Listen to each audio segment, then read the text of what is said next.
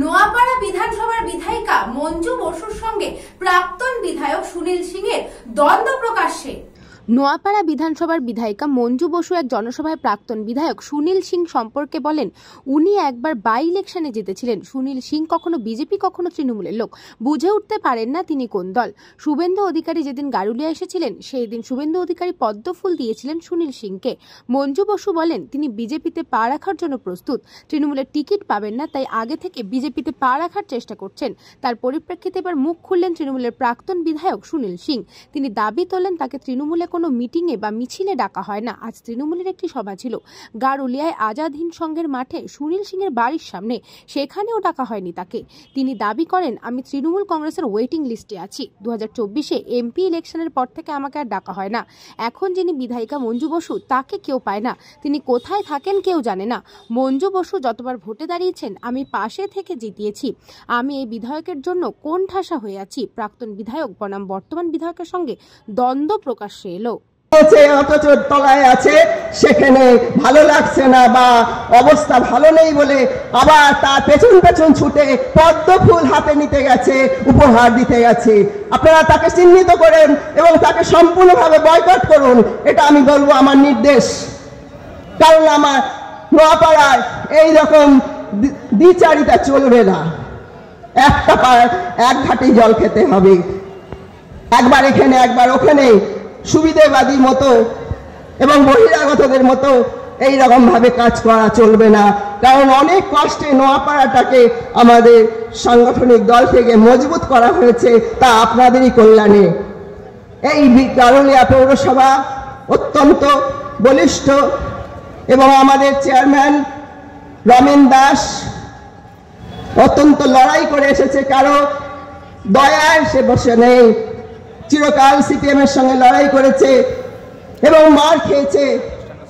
আর CPM এর সঙ্গে লড়াই এবং সিপিএম এর জন্য জীবন উৎসর্গ, তার প্রকৃষ্ট প্রমাণ আপনারা নিশ্চয়ই উদাহরণ জানেন, আমি স্বয়ং।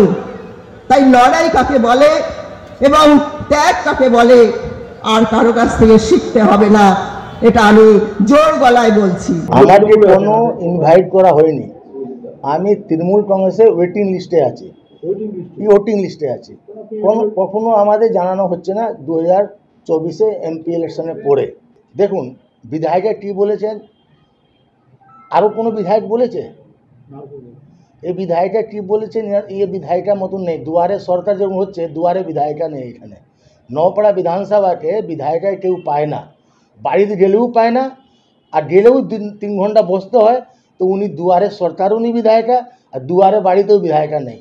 আমি বিধায়কের নামে বলছি। আর বিধায়ক কি বলবেন আমার ব্যাপারে? 2011-তে ও যখন দাঁড়িয়েছিলেন তখন আমি গারুলিয়া পৌরসভার চেয়ারম্যান, ওনার 9000 ভোটে লিড দিয়েছিলাম। ইয়েস, 2021-এ পুরো নোয়াপাড়া বিধানসভা হেরেছিলেন উনি, সব জায়গায় হেরেছিলেন। গারুলিয়া আমি 3300 ভোটে লিড দিয়েছিলাম। 2018 বাই ইলেকশন হয়েছিল, তৃণমূল কংগ্রেসে 21000 ভোটে আমি লিড দিয়েছি। আজকে পরিস্থিতি এমন হয়ে গেছে, 1500 মধ্যে এসে গেছে। আপনি তো তৃণমূলের বিধায়ক ছিলেন নোয়াপাড়া বিধানসভা, যতদিন ছিলাম জিতিয়েছি তৃণমূল পার্টিকে। যখন তখন ভোট হয়ে, যখনই ভোট হয়েছে 2011 থেকে আমি প্রত্যেক বছর প্রত্যেক ইলেকশনে আমি তৃণমূল জিতিয়েছি। তার মানে এইটা নাকি আমি জিতিয়েছি। মমতা ব্যানার্জির আশীর্বাদ, আমাদের পরিশ্রম, আমাদের কর্মী পরিশ্রম জন্য আমরা তৃণমূল কংগ্রেস জিতিয়েছিলাম। আপনার উপনির্বাচনে মঞ্জু বসুর নাম তো একবার বিজেপির তালিকাতেও দেখা গেছিল। উনি বলছেন আমাকে যে কবে তৃণমূল কবে বিজেপি। 2018-তে বাই ইলেকশন হয়েছিল, উনি এয়ারপোর্টে বসেছিলেন, ভারতীয় জনতা পার্টি প্রার্থী হওয়ার জন্য এয়ারপোর্টে উনি বসেছিলেন।